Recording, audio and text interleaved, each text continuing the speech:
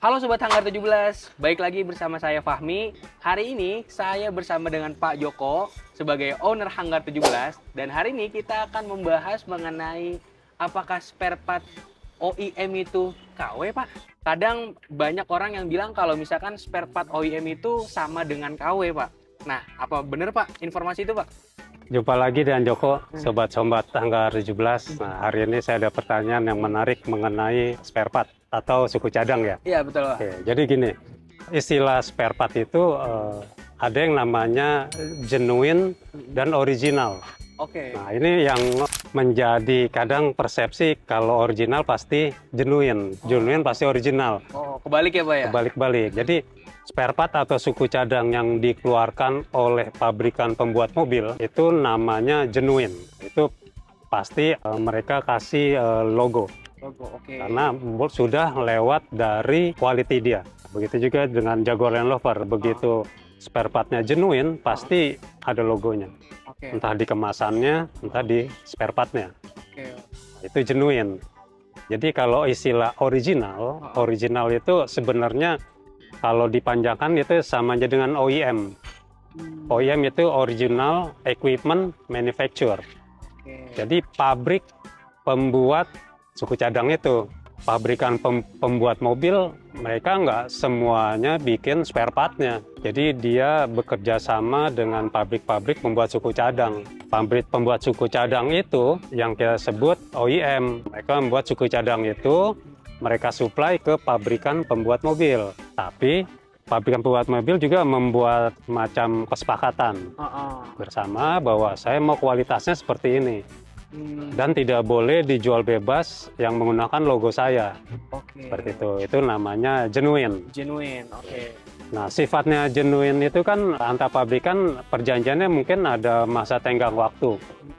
Nah, jadi lepas dari itu si pabrikan pembuat itu, pembuat spare partnya boleh menjual bebas karena masa kontraknya udah habis. Nah, yang dimaksud ayam itu pabrik yang buat itu bisa jual bebas. Oh, bisa ya? Bisa, tapi nggak memakai logo. Oh, oke. Pakai merek pabrik tersebut. Itu namanya OEM. Jadi kelasnya hampir sama dengan genuine, hanya kalau genuine sudah lewat klasifikasi dari quality check-nya, standarnya pabrikan kendaraan tersebut. Jadi kalau genuine Land Rover pastinya sudah lewat quality check-nya dari engineering-nya Jaguar Land Rover. Dan itu dipastikan kualitasnya terjamin. Nah, kalau OEM, standarnya standar memang pabrikan pembuat spare part itu. Nah, biasanya kami menggunakan OEM itu yang memang setelah kita coba ada testimoni bahwa jadi pabrikan itu sebelumnya ada kerjasama dengan A.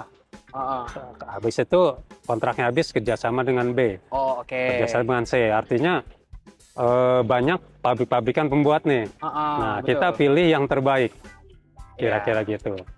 Nah, yang tadi pertanyaannya mengenai KW ya? Apa sama tuh, Pak? Ya kan? Jadi bicara KW itu sebenarnya kan kualitas jelek ya kan. Oh, ini sekedar joke saja ya. Jadi kalau saya orang Jawa, kalau KW itu kualitas wele kan. Kualitas wele. Kualitas wele. Iya, kualitas wele. Jadi KW itu ya sebenarnya barang yang reject.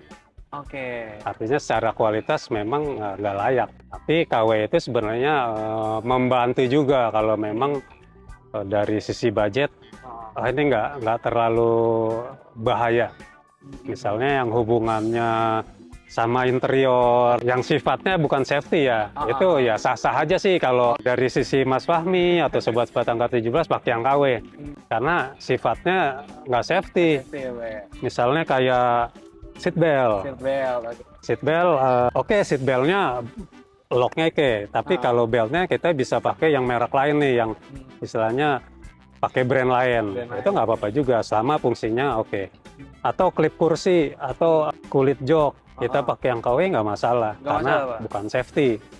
Tapi kalau yang sifatnya safety, saya sarankan jangan dipakai. Contohnya kayak buat kampas rem, terus buat penggerak-penggerak, itu jangan pakai KW, karena itu urusannya sama keamanan. Jadi sah-sah aja. Jadi KW itu ya istilahnya kualitas wele, kualitas jelek. Nah, tinggal kita pinter-pinter milih aja. Biasanya dari reject-nya itu ada yang mungkin reject-nya cacat dikit, tapi barangnya bagus, cuman cacat, dianggap KW. Atau memang yang menduplikasi.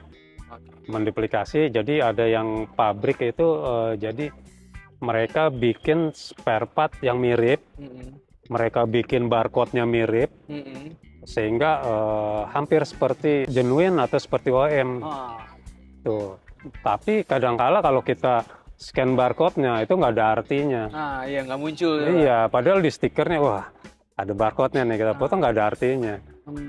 Ya, itu ya pinter-pinter Mas Fahmi atau sobat-sobat Hanggar 17, jadi pastikan sih menurut saya untuk yang bersifat safety, pastikan selalu menggunakan yang genuine.